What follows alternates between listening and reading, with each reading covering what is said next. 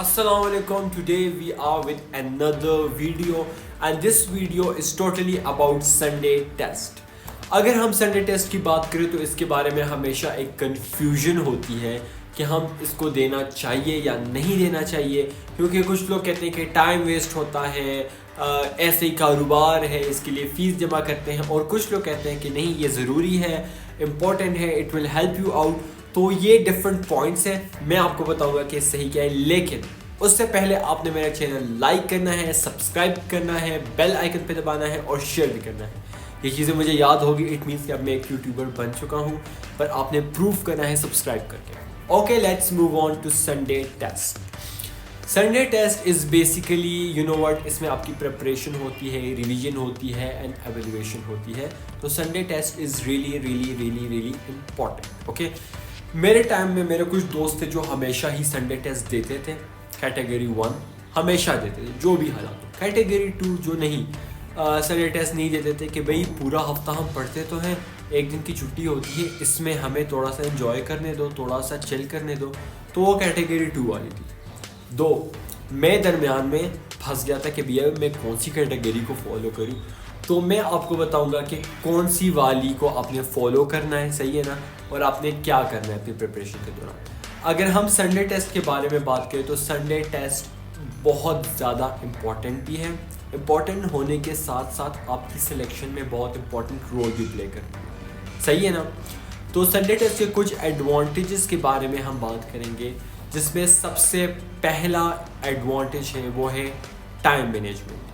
Sunday test में basically ये होता है कि आपको बिल्कुल ही जो एमडीकेट का जो टेस्ट होता है 200 एमसीक्यूज होते हैं, उसी तरह का टेस्ट आप देते हैं। तो उसमें आपकी टाइम मैनेजमेंट अच्छी खासी हो जाती है।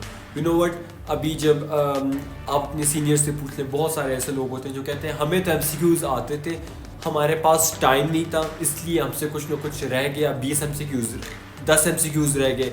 तो ये चीज़ जो होती है ना, ये चीज़ मतलब कि 10 एंड 20 एमसीक्यूज बहुत इंपॉर्टेंट रोल प्ले करती है। 10 एंड 20 एमसीक्यूज सिर्फ 10 एंड 20 मार्क्स नहीं है, ये बहुत आपका एग्रीगेट डाउन हो जाता है। तो टाइम मैनेजमेंट बहुत ज़्यादा ज़रूरी है। जब आप संडे टेस्ट करते हैं तो आपको पता चल जाता है कि कितने टाइम में आप कौन सा एक एमसीक्यू सॉल्व कर रहे हैं, आधे घंटे में आप कितने एमसीक्यू सॉल्व कर लेंगे, तो आप एक चीज़ के आदी हो जाते हैं। तो time management is the most important aspect of Sunday test. The second advantage is stress management. Stress management इस तरह ना कि जब भी आपके सामने इतना लंबा चौड़ा पेपर आता है, पहले तो इंसान उसको देख कर ही घबरा जाता है। तो आप जो लंबे चौड़े पेपर को देखकर आप जो स्ट्रेस लेते हैं, आप उस चीज़ के आदी हो जाते हैं।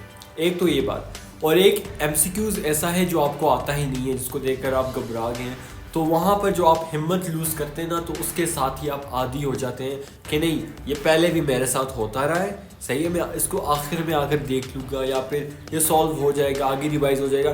तो ये सारी चीज़ें संडे टेस्ट में कवर हो जाती है। तो स्ट्रेस मैनेजमेंट आई थिंक सो कि आपको संडे टेस्ट से अच्छा और कोई नहीं सिखा सकता।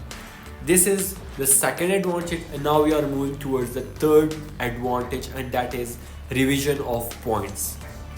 रिवीजन ऑफ पॉइंट्स में ये बहुत सारे यू नो व्हाट फिजिक्स के ऐसे पॉइंट्स होते हैं, बायोलॉजी के, केमिस्ट्री के, जो बहुत बार स्लिप हो जाते हैं आपसे माइंड के।